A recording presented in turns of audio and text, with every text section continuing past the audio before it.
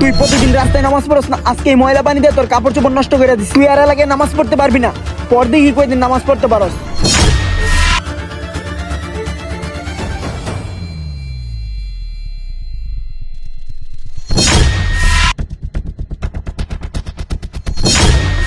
তুই প্রতিদিন রাস্তায় নামাজ পড়স না, এই পচা ডিম ভেঙে তোর কাপড় নষ্ট করে দিছি। তুই আর কোনোদিন নামাজ পড়তে পারবি না, যা।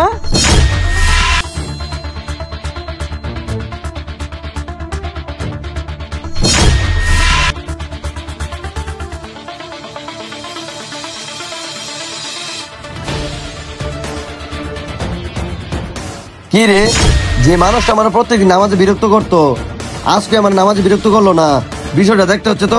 যাই, ওর বাসায় যাই।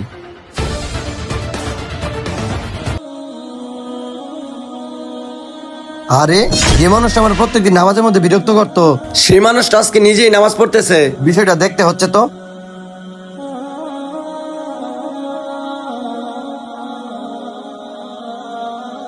আরে হুজুর, আপনি? আচ্ছা ভাই, আপনি প্রত্যেকদিন আমার নামাজের মধ্যে বিরক্ত করতেন, আর আজকে আপনি নামাজ পড়তেছেন, বিষয়টা বুঝতে পারলাম না। হুজুর, আমি যখন ওই দিন ঘুমাইছিলাম তারপর। তুই পাপী, তুই জাহান্নামী, তুই নামাজি ব্যক্তিদের নামাজে থাকা অবস্থায় তাদেরকে বিরক্ত করতি। তুই আজকে মারা গেলে তুই কালকে জাহান্নামে চলে যাবি।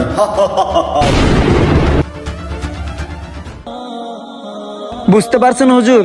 ভাই, আপনার হেদায়েত দেখে আমার অনেক ভালো লাগতেছে। আমি আল্লাহর কাছে দোয়া করি আল্লাহ যেন সকল মুসলমানদেরকে হেদায়েত দান করে। যারা যারা নামাজকে ভালোবাসেন আই লাভ নামাজ লিখে যাবেন।